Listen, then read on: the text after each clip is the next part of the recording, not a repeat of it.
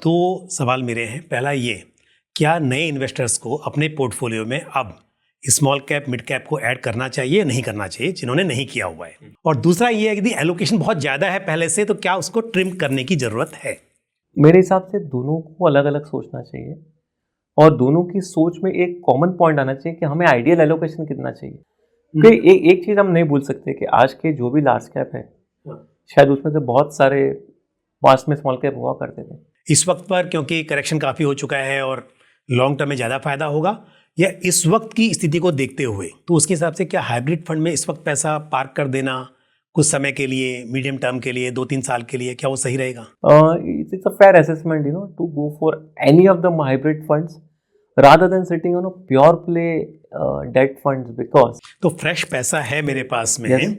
तो उसमें मैं लार्ज कैप या फ्लेक्सी कैप में पैसा इन्वेस्ट कर दूं या फिर एक हाइब्रिड फंड में करूं? 100% है तो आप 65-75% आप फ्लेक्सी कैप में या लार्ज कैप में इन्वेस्ट कर दीजिए। 25% wait for your time to time the market later on.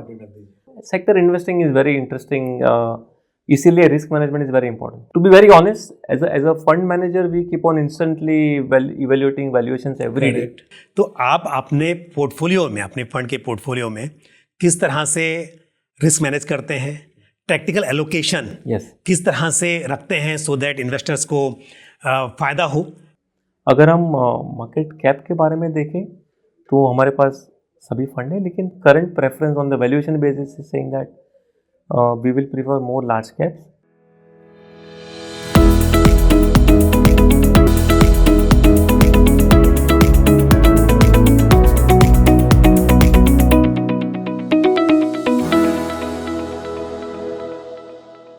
नमस्कार, आप देख रहे हैं फंडनामा। मैं हूं पंकज मटपाल। आज मेरे साथ एक बेहद खास मेहमान मिस्टर कृष्णा सांघवी, जो कि महिंद्रा मैन्युलाइफ म्यूचुअल फंड के चीफ इन्वेस्टमेंट ऑफिसर हैं। सांघवी जी का फंड मैनेजमेंट का काफ़ी लंबा एक्सपीरियंस है और उनकी मार्केट पर बहुत अच्छी पकड़ है। तो आज दोनों ही विषय पर, यानी कि फंड मैनेजमेंट, जो फंड वो मैनेज कर रहे हैं उनको लेकर उनकी क्या स्ट्रेटेजी है, और साथ ही मार्केट में जो उतार चढ़ाव का माहौल बना हुआ है ये कब तक ऐसा रहेगा, आगे क्या स्थिति होगी, इस पर भी विस्तार से उनसे बात होगी। सांघवी सर, नमस्कार, स्वागत है आपका इस शो पर। थैंक यू पंकज जी। और आपने समय निकाला हमारे लिए आज अपने व्यस्त समय से, इसके लिए बहुत बहुत आपका धन्यवाद। जो मेरा पहला क्वेश्चन है वो यही है कि हमने 2025 में शुरुआत से ही उतार चढ़ाव का माहौल देखा, और स्पेशली अब जो ट्रंप साहब की नीति की वजह से और गिरावट देखी जा रही है, या थोड़ा एक अनसर्टनिटी देखने को मिल रही है। तो इसको लेकर आपके क्या व्यूज़ हैं? इसमें कब तक सुधार होने की उम्मीद है? इस पर मुझे थोड़ा सा आप पहले संक्षिप्त में बताइए। नो, थैंक यू पंकज जी। और मैं एक चीज़ बताऊंगा कि अगर हम 2025 के बदले डायरेक्ट 2000 बता दें या 1995 बता दें, तब भी ये पूरी जो आपने कहानी बताई अबाउट वॉलेटिलिटी, वो हर साल में, हर 2 साल में हमने कुछ ना कुछ नई प्रॉब्लम्स इमर्ज होते देखी हुई है। कभी इंडिया स्पेसिफिक, कभी एशियन क्राइसिस, कभी Y2K प्रॉब्लम, कभी ग्लोबल फाइनेंशियल क्राइसिस, कभी चाइना में परेशानी, कभी जापान में परेशानी। तो आई थिंक जो मैक्रो थॉट ऐसा है कि इकोनॉमी नॉर्मल तरीके चलती है, लेकिन मार्केट में उसकी जो इम्प्लीकेशन आती है वो मैग्नीफाई हो जाती है। वो एक स्टेटमेंट है कि markets are known to disproportionately see the event and react in a very short time frame. तो ये एक हमें देखना चाहिए। और आपने जो बताया कि what has change in last 9 days और अदर FY26 में जो क्या हुआ है कि आज टैरिफ वाली जो नई अनाउंसमेंट आ गई है from USA, that is created little bit change in the world of business, कि जो आज तक हम पर्टिकुलर टैरिफ रेट्स के साथ व्यस्त थे, हम यानी अलग अलग companies world wide, their business model is slightly going to undergo a change where you will say कि आज तक हम बिना टैरिफ अमेरिका में बेच सकते थे, now USA will impose some tariff. Similarly, other countries are saying American company was selling in our country without tariff, now we may increase some tariff. It's clearly a disruption. It's clearly something which is अगर हम highway driving के बारे में बात करें तो वो इतना जो स्मूथ रोड चल रहा था शायद लास्ट 2 साल से, तो suddenly we are having road with some sort of diversion, some sort of too many speed breakers.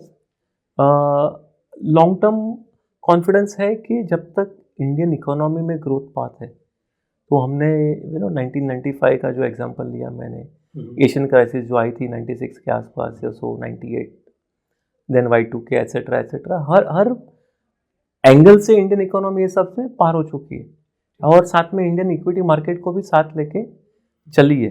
The only problem is कभी कभार मार्केट आगे भाग जाती है इकोनॉमी की इनहेरेंट पोटेंशियल से, या कभी कभार मार्केट पीछे चली जाती है और इकोनॉमी की पोटेंशियल तो ब्रॉडली जो रहती है वही. तो I think that as long as we have this confidence that yes Indian markets are growing because Indian economy is doing well, और इंडियन इकोनॉमी इसलिए अच्छा कर रही है कि हमारी कंट्री में राइट डेमोग्राफी है.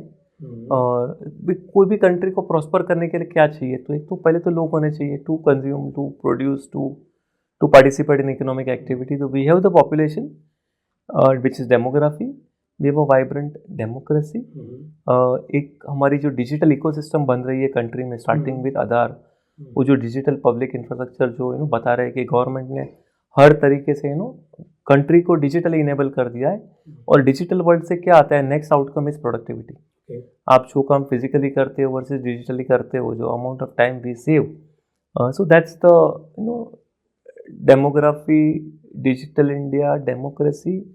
And yes, some sort of small diversions like this actually creates a nice new road for us, because अगर हम इंडिया के बारे में बात करें तो इंडिया का world manufacturing market share just around 2% के आसपास रहेगा, 2-2.5%.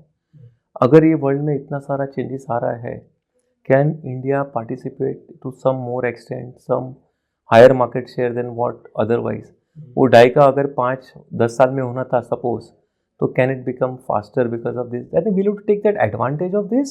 But yes, clearly tariff is some disruption, some distortion to last 10, 20, 30 years of trade.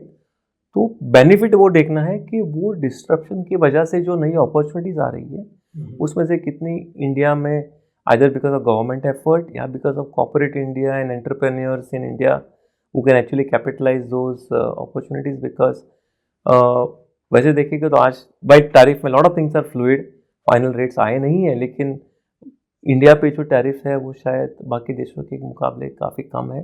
So relative competitiveness में भी India is possibly have opportunity to serve maybe US. And let's not forget US is possibly the largest consumer country in the world in terms of the size of population, size of consumer market, the size of GDP is so large कि if any company can get those business right, I think the growth can be quite high. But yeah, near term शायद बहुत से देशों में बहुत सी परेशानी हो रही है, तो शायद मार्केट अभी थोड़ी वीक चल रही है इन लास्ट 10 days स्पेसिफिकली. तो आप कह रहे हैं कि इंडिया की इकोनॉमी शेप में है, सही डायरेक्शन है, और इंडिया के फंडामेंटल्स काफ़ी स्ट्रॉन्ग हैं, तो इन्वेस्टर्स को घबराने की ज़रूरत नहीं है. लेकिन फिर भी क्योंकि आपने बहुत सारे एग्जाम्पल दिए, 1995 की बात की, 2000 की बात की, 2008 की बात की, जिन लोगों ने पहले से पैसा बनाया हुआ है वो थोड़ा कम भी हो गया तो उतना दुख नहीं होता है.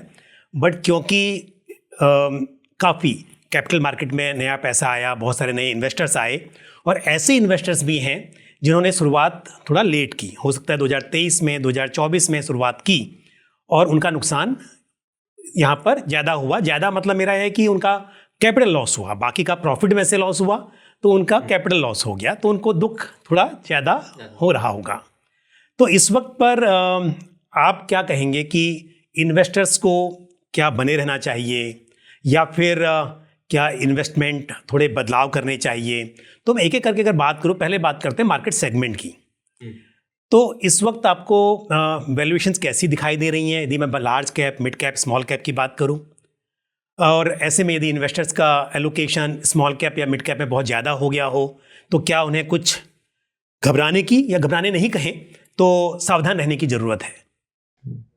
वो अजी, आई थिंक लेट्स 1 मिनट के लिए आपका ओरिजिनल प्रश्न 6.5% 7% जो जीडीपी, आई थिंक इंडिया में आप लॉन्ग टर्म देखिए ना तो वो 6.5-7 का रेंज ही रहा है। कुछ अच्छे साल में हम शायद 8 पर पहुंच गए, कुछ बुरे साल में 5.5-6 पे चले गए। आई थिंक वो इट्स अ फेयर रेंज कि 6.5-7 का जो इंडियन जीडीपी का जो एस्टिमेट है वो रहेगा। आप 3-4% नॉमिनल बढ़ा दीजिए, यानी 10-11% वाली जो नॉमिनल ग्रोथ इकोनॉमी है। इंसिडेंटली लास्ट अपने इंडिया में देखें तो 25-30 साल का जो लॉन्ग टर्म CAGR देखेंगे तो भी शायद 11.5-12 के आसपास इकोनॉमी का CAGR आ रहा है। So economy is growing is that rate. जब इकोनॉमी चलती है ये रेट पे तो कॉर्पोरेट इंडिया थोड़ा बेटर करता है, तो शायद वो 11.5 नॉमिनल के सामने 12.5-13% कॉर्पोरेट प्रॉफिट्स बनती है, और उसके हिसाब से थोड़ा री रेटिंग कभी होता है कभी नहीं होता है, तो equity market give slightly more than the return. It's a broad picture. Now within this the beauty of market is that जिस तरह से लेट्स से इंडिया में हम देखें तो हमने एक एसेट क्लास खड़ा कर दिया है, saying that top 100 companies are large cap, the next 150 are mid caps, and then 250 are small caps, and beyond that everything is a small cap in a way. Now वो जो best part about growth is that growth her segment में, हर sector में या हर market cap area में एक साथ same नहीं आती। इकोनॉमी की इतनी सारी इंटरलिंकेज है कि अगर हम फॉर एग्जांपल ऑटो कंपनी के बारे में बात करें तो ऑटो कंपनी के लिए metal cost is one variable as a input cost, और मेटल कंपनी के लिए वो same metal is a revenue source. तो जिस तरह से अगर मेटल के प्राइस ऊपर नीचे जाते हैं तो the higher profit can swing to metal company और to auto company based on how the metal prices move. तो कभी कभार उसका एक सेगमेंट का प्रॉफिट बढ़ जाता है, दूसरे का कम हो जाता है, कभी दूसरे का बढ़ जाता है, इसका कम होता है। तो वो जो इकोनॉमी की इंटरलिंकेज है कि हर सेक्टर एक दूसरे से जुड़ा हुआ है, और वो सेक्टर जुड़ने की वजह से कभी कभार profit pool can shift, but overall profit growth her sector ने हमें दिए हैं। Similarly large cap, mid cap, small cap में सेम प्रॉफिट पूल कंसेप्ट है कि हर लार्ज कैप कंपनी को अपने एक्सपेंशन के लिए उसके वेंडर्स चाहिए उनको। Typically majority vendors will be a mid cap, small cap kind of companies. हर लार्ज कैप कंपनी को अपना प्रोडक्ट बेचने के लिए कुछ ना कुछ mid and small cap companies चाहिए which are their customers. I think वो एंगल से देखें तो इकोनॉमी की growth will translate into corporate earning growth, mid small large की ग्रोथ होती रहेगी ब्रॉडली सिमिलर रेंज। लेकिन market appreciate small cap possibly much faster and much disproportionate. Plus small cap में कभी कभार क्या होता है कि आपको कंपनीज का फ्लोट कम रहता है या तो डिमांड ज़्यादा रहता है। हम इंडियन मार्केट स्ट्रक्चर देखें तो ये तकरीबन 7-8 दिन 10 दिन पहले का डेटा रहेगा, बट अगर हम टॉप टोटल $5 ट्रिलियन का मार्केट कैप देखें तो first 100 companies are large cap, उसकी मार्केट कैप है $3 trillion. Second 150 companies are mid cap, उसकी मार्केट कैप है $1 ट्रिलियन, एंड द रिमेनिंग सब स्मॉल कैप मिला के अनदर 1 ट्रिलियन है। तो वो तरीके से देखें कि जब इन्वेस्टर की बिहेवियर शायद स्मॉल कैप पे ज़्यादा हो जाती है तो money flow moves there more than otherwise.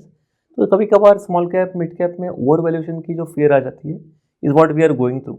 अगर हम डेटा देखें तो मार्च 23 से मार्च 25 दो पूरे साल देखें तो वो 2 साल में स्मॉल कैप इंडेक्स 100 से शुरू होकर एक बार 220 का टॉप बनाया, and then 220 has become 165 to close. तो वो जो जर्नी है कि शायद बहुत ज़्यादा रिटर्न बन गए थे in the first 21 months from March 23 से दिसंबर 24, वो उसमें से थोड़े पुल बैक हो गए। तो पॉइंट टू पॉइंट आप देखेंगे तो इसमें वन एंगल इज वैल्यूएशन। आप देखो तो वैल्यूएशन के एंगल से लगता है कि स्मॉल एंड मिड कैप ने काफ़ी तेज़ी से डिस्टेंस कवर कर दिया रिटर्न जर्नी पे। तो the next leg should be more with the large cap. So large cap looks far more attractive on valuation front. Okay. Part of the equation is they have not made so much money as mid and small in the last 2 years. Okay.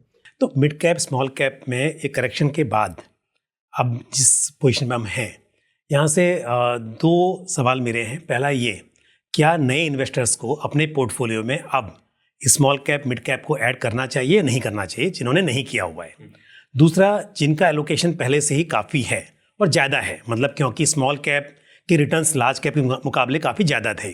तो ऐसा भी देखा जा रहा है कि बहुत सारे इन्वेस्टर्स के पोर्टफोलियो में स्मॉल कैप एलोकेशन बहुत ज़्यादा है। तो दोनों सवाल है, पहला ये कि अगर आपके पोर्टफोलियो में नहीं है तो अभी रुक जाएं थोड़ा टाइम और लार्ज कैप फ्लेक्सी कैप में रहें और बाद में स्मॉल कैप मिड कैप को ऐड करें या अभी कर लें। और दूसरा ये है कि यदि एलोकेशन बहुत ज़्यादा है पहले से तो क्या उसको ट्रिम करने की ज़रूरत है। देखो, आपका जो वेल्थ मैनेजर का आपका जो रोल है, मैं सबसे बेस्ट सॉल्यूशन है कि हर क्लाइंट के लिए, हर कस्टमर के लिए सॉल्यूशन अलग हो सकता है, problem remaining same, because it is a very client specific solution required. तो दो अलग अलग एग्जांपल है, एक है जिनके पास स्मॉल कैप एक्सपोजर है ही नहीं, दूसरा है जिनके पास शायद ज़्यादा है।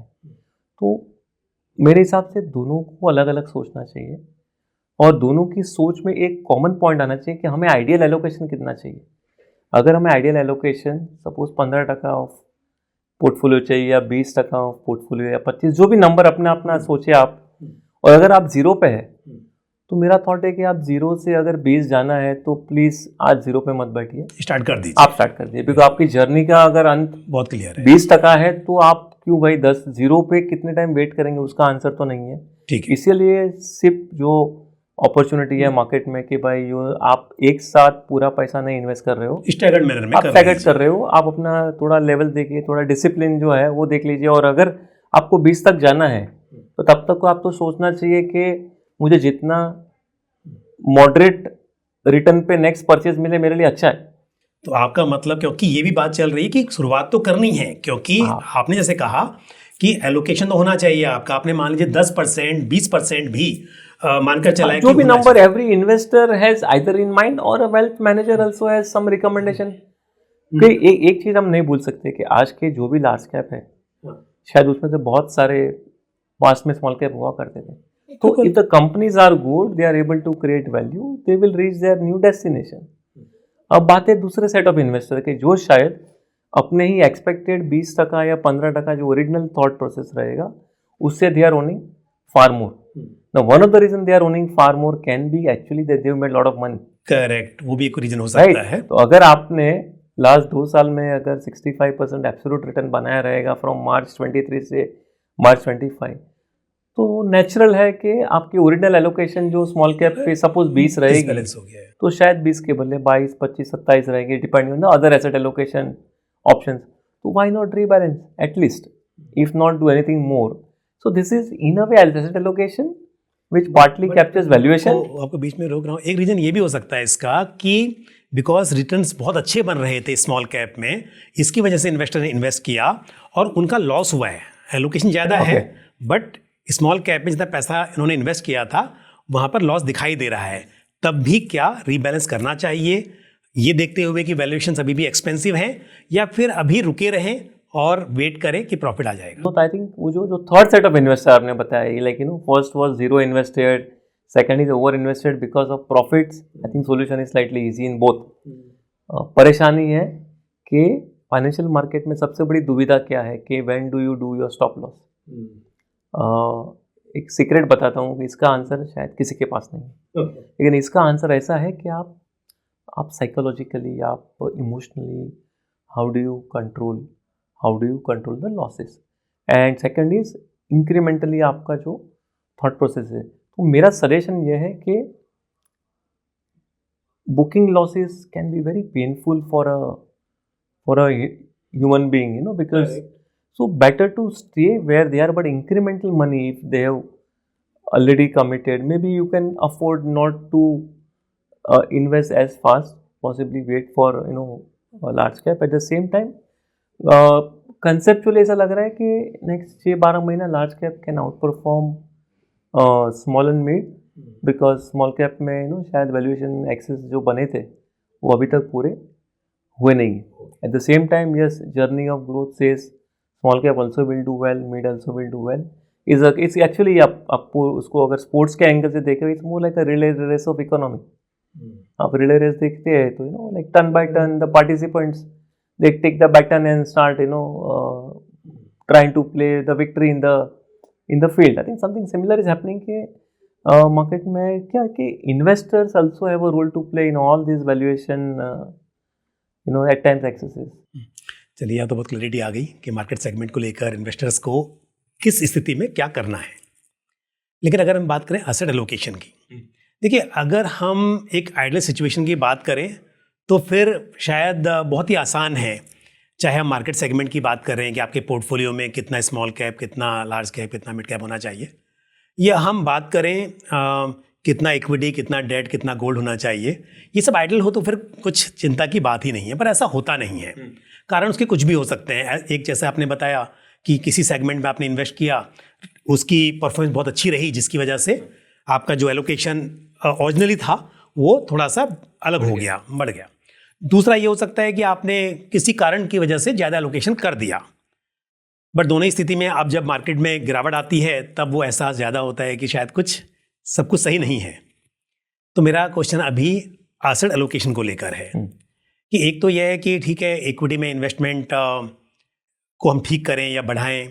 दूसरी बात यह है कि जैसे एक तो ग्लोबल इवेंट, ये टैरिफ वॉर, ट्रेड वॉर, जो भी इसको कहें, और दूसरी बात अभी रेट ऑफ इंटरेस्ट भी आरबीआई ने कम किया है। तो इन सब बातों को देखते हुए हाइब्रिड फंड, स्पेशली मैं बात करूँगा 3 कैटेगरी इन जनरल बात कर सकते हैं। एक अग्रेसिव हाइब्रिड हो गए जहाँ पर कम से कम 65% इक्विटी है। दूसरा बैलेंस एडवांटेज फंड या डायनेमिक एसेट एलोकेशन फंड, जहाँ पर आपके पास चॉइस होती है कितना इक्विटी करना है, कितना डेट करना है। और तीसरा मल्टी एसेट एलोकेशन फंड, कि वहाँ पर भी गोल्ड भी आ जाता है। तो इस तरह के फंड्स में इन्वेस्ट करना, चाहे आप मुझे अलग अलग ना ही बताएं, पर ये कहना कि हम इक्विटी में इन्वेस्ट करें इस वक्त पर क्योंकि करेक्शन काफ़ी हो चुका है और लॉन्ग टर्म में ज़्यादा फायदा होगा, या इस वक्त की स्थिति को देखते हुए वैल्यूएशन की बात कर लीजिए, टैरिफ वॉर की बात कर लें, इंटरेस्ट रेट जो घट रहे हैं उसकी बात करें, तो उसके हिसाब से क्या हाइब्रिड फंड में इस वक्त पैसा पार्क कर देना कुछ समय के लिए, मीडियम टर्म के लिए, 2-3 साल के लिए, क्या वो सही रहेगा? क्लियरली हाइब्रिड फंड्स का सबसे बड़ा एडवांटेज क्या है कि आपको इक्विटी मार्केट में एक्सपोजर लेने का पूरा मौका देती है। Quantum is less but a participation to your money is very much with equity market. So I think economy is on track. Market keeps on appreciating economy at times. Overvaluation, undervaluation is you handle through asset allocation. So in a way, hybrid funds is a nice asset allocation process where आपकी actual equity 100% नहीं रहती है. Actual equity या तो 65-75% which is the aggressive hybrid या slightly lower or higher on the other asset allocation tools like balance advantage या multi asset. I think those products are good. Multi asset थोड़ी specific category है कि वहाँ पे आपने जो third category of investment जो हमें मिलती है which is in a way precious commodities, वो एक special है. I think एक general belief है कि gold can be a minimum portfolio investment, कुछ तो रहना चाहिए. Because that's a core in holding for so many people in the world, including central banks. Time broadly has proven that gold has given, but at the same time, does gold deserve a 100% allocation? Maybe answer is clearly a no. So let multi-asset, if it's part of the portfolio for an investor, and multi-asset has its own 10-15% kind of, or maybe some higher and lower number based on the fund mandates, it's a fair assessment, to go for any of the hybrid funds rather than sitting on a pure play debt funds, because net हमने देखा है कि जब economy grow हो रही है तो equity markets offer a wider opportunity. Yes, fund managers थोड़ा sector to all sector choice करके स्टॉक सिलेक्शन करेंगे, प्लस माइनस रहेगा, लेकिन I think the growth through hybrid fund is a nice way of participation. अगर आपको pure equity में नहीं जाना है तो hybrid is a very good strategy. तो फ्रेश पैसा है मेरे पास में, yes. तो उसमें मैं लार्ज कैप या फ्लेक्सी कैप में पैसा इन्वेस्ट कर दूं, या फिर एक हाइब्रिड फंड में करूं, या फिर दोनों ही हो सकते हैं डिपेंडिंग ऑन इन्वेस्टर्स. दोनों हो सकते हैं डिपेंडिंग इन्वेस्टर्स चॉइस. आप one strategy can actually be that आप 100 रुपीज़ आपके पास अगर है इन्वेस्ट करने के लिए 100%, 100 रुपीज़ स्मॉल नंबर 100% है, तो आप 65-75% आप फ्लेक्सी कैप में या लार्ज कैप में इन्वेस्ट कर दीजिए. 25% wait for your time to time the market later on. Other option is the same 65-75% indirectly into equity through a aggressive hybrid fund. But there you invest under 100 rupees. Let the fund manager decide when he or she wants to go into a higher asset allocation route from 65 to 80. Yeah, in balance advantage can be far more. I think both options are possible. Sir एक और सवाल मेरा आपसे है, वो है theme और sector को लेकर। देखिए, आइडियल सिचुएशन में तो इन्वेस्टर को डाइवर्सिफाइड फंड्स में इन्वेस्ट करना चाहिए। उन्हें मल्टी कैप और फ्लेक्सी कैप में करेंगे, और स्पेशली फ्लेक्सी कैप में तो फंड मैनेजर डिसाइड करेंगे कि कहाँ पर एलोकेशन ज़्यादा हो कम हो। लेकिन क्योंकि थीमेटिक और सेक्टरल फंड की भी कैटेगरी है, तो बहुत से इन्वेस्टर्स ने शायद हो सकता है कि काफ़ी ज़्यादा एलोकेशन किया हो किसी एक पर्टिकुलर सेक्टर में या थीम में। स्पेशली हम डिफेंस की बात करें, PSU थीम की बात करें, या टेक्नोलॉजी, इस तरह के सेक्टर्स की बात करें, तो हो सकता है एलोकेशन बहुत ज़्यादा हो। तो क्या आप मुझे ये बता सकेंगे कि आपके व्यूज़ किस सेक्टर पर पॉजिटिव हैं, कहाँ आपको लगता है कि अभी थोड़ा सा समय लगेगा वहाँ पर पैसा बनने के लिए, या इन्वेस्टर्स उन सेक्टर से दूर रह सकते हैं? कुछ इस पर आप मुझे बताइए। Sure, sector investing is very interesting, इसीलिए risk management is very important. तो आपने जो बताया कि ज़्यादा पैसे इन्वेस्ट हो गए हैं शायद वो थीम में, तो one has to be very careful, because you know that weight of money in that sector is more important. Sector will do well, but amount of money you have put possibly needs to be reviewed. आज situation क्या है? Situation है कि suddenly any company which is serving global markets, outside India focused companies possibly are having little bit more challenge than what India focused companies are having. तो अगर sector theme में देखें तो शायद अभी के लिए एक बार any company which any theme which is outside India possibly can have tension, especially if there is a US as a underlying customer अगर ज़्यादा है, तो वो एंगल से शायद IT etc. Now to be very honest, as a fund manager we keep on instantly evaluating valuations every day. And the way markets are, prices change every day. So valuation call अगर हम separate रखें और सिर्फ fundamental देखें तो शायद yes there might be some earning impact based on how your customer is, whether in India or outside India or within outside India more in US, so possibly impact can be there for those set of themes. So that can be reviewed. तो theme से थोड़ा review करके थोड़ा सा उसको exposure trim करके और इसमें आ जाएं, डाइवर्सिफाइड फंड्स में बेटर चॉइस हो सकती है इस वक्त पर। Yeah, that can be a good option. Okay. For something. But again, हम जो भी ये सब डिसाइड करते हैं as a individual investor, उसके जो भी वो टाइम फ्रेम है इज वेरी इंपॉर्टेंट। तो अगर हम फंड मैनेजर के एंगल से मैं बताऊँ आपको, तो today what do we track valuation. तो जो स्टॉक या सेक्टर हमको आज शायद एक्सपेंसिव लग रहा है या आज शायद पसंद नहीं है because of earning, they start becoming acceptable और attractive based on the new price of the same stock और companies in the same sector. Stock prices अगर 15-20% डाउन हो जाते हैं तो same company which was not acceptable earlier because of over valuation that might become acceptable. अगर core fundamental governance issue से या business model ना पसंद है तो that doesn't change because of price, लेकिन वैल्यूएशन की वजह से अगर एक्सपेंसिव है तो शायद एक्सेप्टेबल बन जाती है। तो हम वो तरीके से देखेंगे। तो I am not really sure कि जो एक्चुअल इन्वेस्टर है उनके पास कितना टाइम है to dedicate to such things and their ability to मान के ही चलते हैं कि जिनको नॉलेज है वो तो सब कुछ कर ही सकते हैं।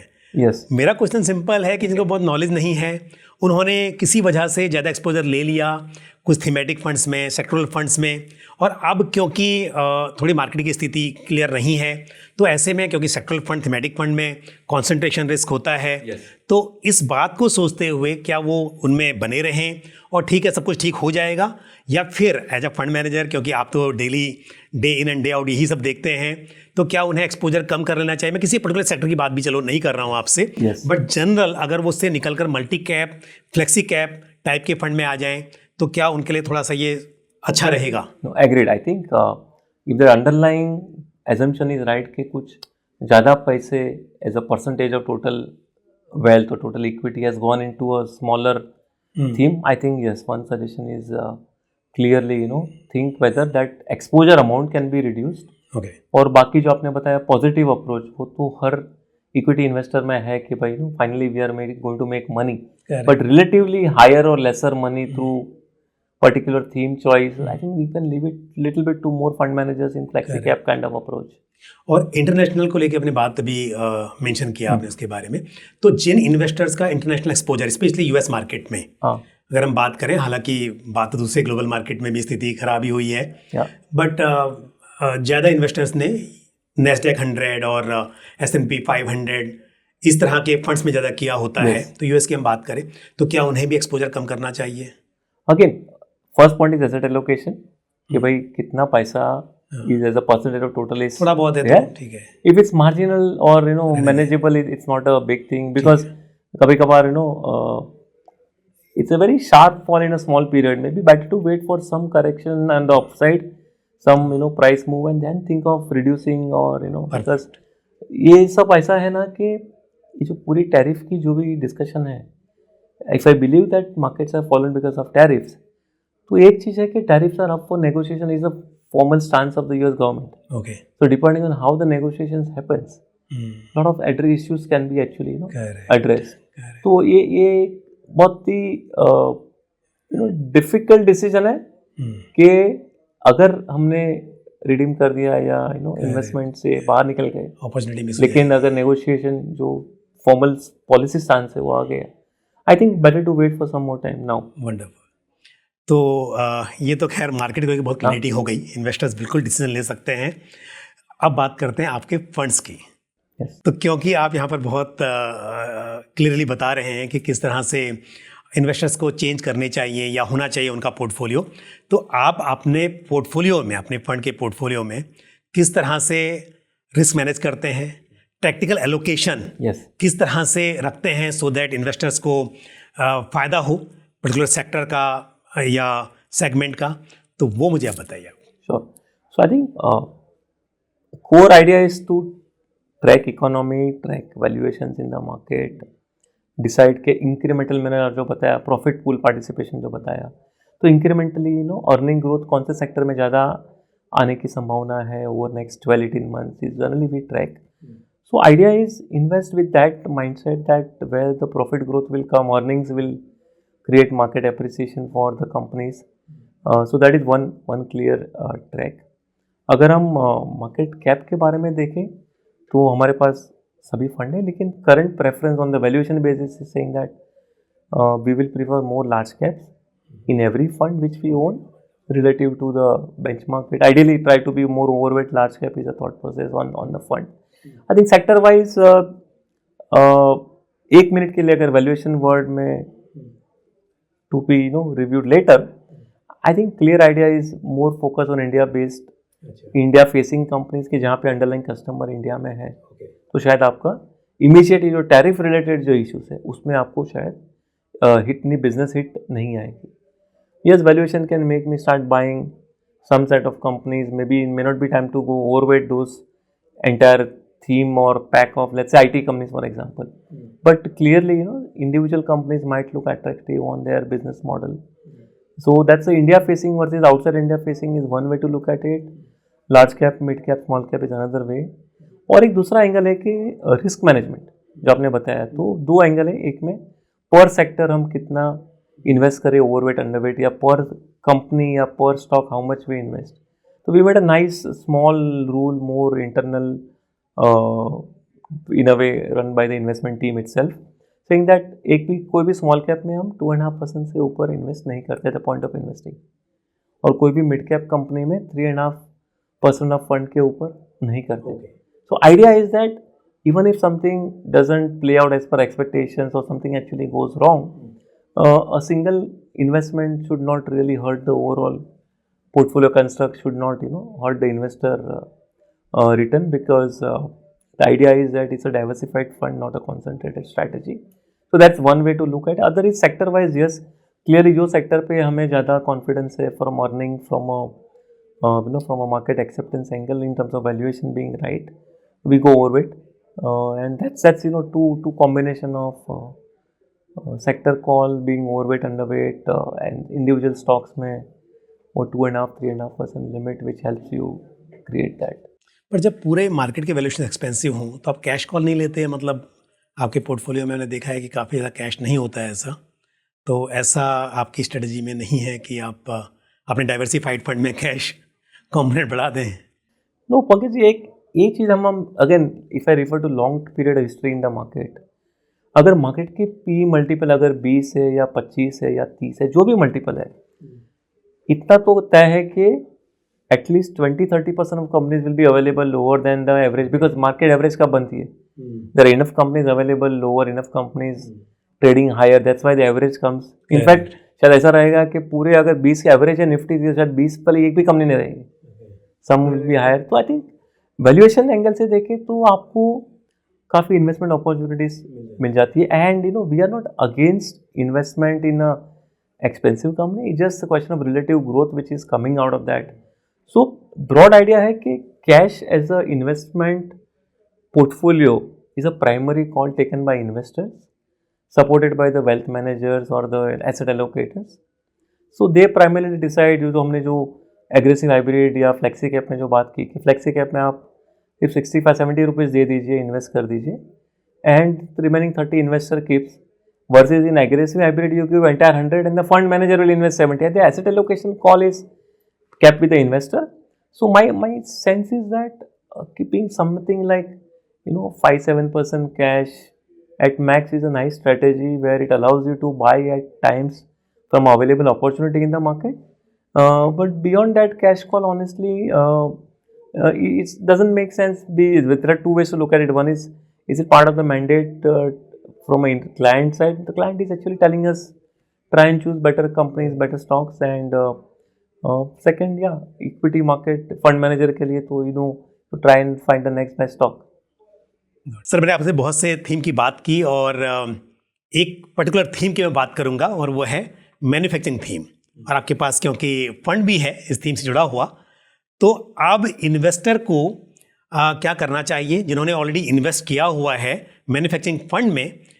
क्या उन्हें बने रहना चाहिए यदि उनका लॉस भी हुआ है? कुछ मान लीजिए कि उन्होंने उस वक्त पर एंट्री की जिस वक्त मार्केट में तेज़ी थी और पूरा ही मार्केट गिरा, तो उसमें बेशक कोई भी फंड में गिरावट देखी जाएगी. तो आप क्या कहेंगे कि अगर उनका इन्वेस्टमेंट इस थीम में है, इस थीमेटिक फंड में है, तो वो लंबे समय के लिए रुके रहें और उनका लॉस कवर होगा, या फिर वो यहाँ पर क्या चेंजेस करें, क्या करना चाहिए? आप ही मुझे बताइए. आई थिंक एक तरीके से हम इंडियन इकोनॉमी देखें तो manufacturing is the big potential driver for economy in next decade from now. I think next 10 साल हम देखें तो क्या क्या चेंजेस है. वन इज PLI जो गवर्नमेंट ने इंट्रोड्यूस किया था to promote Indian manufacturing, either for export और for import substitution. That means Indian companies can produce for Indians. Whatever happening in the world in terms of this tariff, वो भी एक शायद एक अलग ही एंगल है कि इंडियन कंपनीज को आज करेंसी कॉम्पिटिटिवनेस के बाद टैरिफ कॉम्पिटिटिवनेस भी एक अपॉर्चुनिटी मिल जाती है कि बाकी देशों में US has put higher tariff vis-a-vis India, you get some more chances of that tariff based business model opening up. और द कोर स्टोरी इंडिया की है कि yes, Indians are investing for capturing the world trade from that 2% to 3% to 4% market share. तो core theme सही है कि India में domestic demography है, 140 करोड़ पॉपुलेशन है जो आज भी ग्रो होने की संभावना है for next 10, 20, 30 years. So growth in domestic consumer is there. Ability to serve global customers can come through export, quality as well as PLI combination. And we have a nice replacement market. India की जो हम total current account deficit देखे, sheer imports which we are doing is so high. So those imports can be replaced even by 20-30%. It's a nice space for Indian economy or Indian corporates to grow on manufacturing. So the theme manufacturing is right. Now what if you think after the theme what are the investment opportunities? तो एक चीज़ है कि आप पूरे index भी देखें तो manufacturing as a theme will be around 45-50% of the broad index because आप सर्विसेज सेक्टर है, IT, banking, hotels, telecom, hospitals etcetera आप निकाल दीजिए तो around 45-50% will be manufacturing investment base. Now in this manufacturing opportunities in a thematic fund, you will always prefer to capture opportunities through a mid and small cap set of companies also, where a small cap can grow much faster than the mid, or a mid can grow much faster than the large. So sometimes in a thematic fund, as an investment manager or even actual investor, you are finally owning little bit higher small cap. So जो market volatility में as we saw that small cap did very well in that earlier phase. From March 23 से दिसंबर 24 that phase was very good. तो उसके बाद जो correction आई है market में last 4-5 महीने में, ये small caps and by default small cap holdings in some of this manufacturing kind of fund would have suffered, but the belief is that manufacturing as a theme is so core कि one has a nice potential for it to drive Indian economy itself. और manufacturing के हिसाब से so broad idea is one should stay invested, especially अगर हम सिर्फ हमारे fund के बारे में बात करें तो it is just 10-month-old fund. You not even given a time for it to at the same time. अगर आपकी जो कोर प्रीमाइस थी, जो आप प्रीवियसली वी आर डिस्कसिंग, कि अगर किसी ने बहुत ही ज़्यादा पैसा इन्वेस्ट कर लिया as a percentage of their network और their asset allocation, their people can review, but I think theme needs minimum time. I think see हम देखें तो मैन्युफैक्चरिंग का theme is so core and it can be a nice alternate to service sector theme which played in India for the previous 20 years. Thank you very much sir, आपने समय निकाला और बहुत सी important बातें बताई. मुझे उम्मीद है कि हमारे व्यूवर्स को इससे बहुत फ़ायदा होगा. तो एक बार फिर से आपका बहुत बहुत धन्यवाद. Thank you Pankaj ji, and I think happy investing everyone. तो आज हमने कृष्णा सांघवी सर से बात की और उन्होंने पूरा समय दिया, विस्तार से हमें मार्केट के बारे में, उनकी फंड मैनेजमेंट स्टाइल स्ट्रेटजी को लेकर विस्तार से बताया. मुझे उम्मीद है जानकारी को पसंद आई होगी. आपका कोई भी सवाल या सुझाव हो तो आप कमेंट बॉक्स में पोस्ट कर सकते हैं. आज के लिए बस इतना ही. मुझे दीजिए इजाज़त. अगले एपिसोड में फिर किसी इंपॉर्टेंट टॉपिक के साथ आपसे मुलाकात होगी. Thank you. म्यूचुअल फंड निवेश बाजार जोखिमों के अधीन है.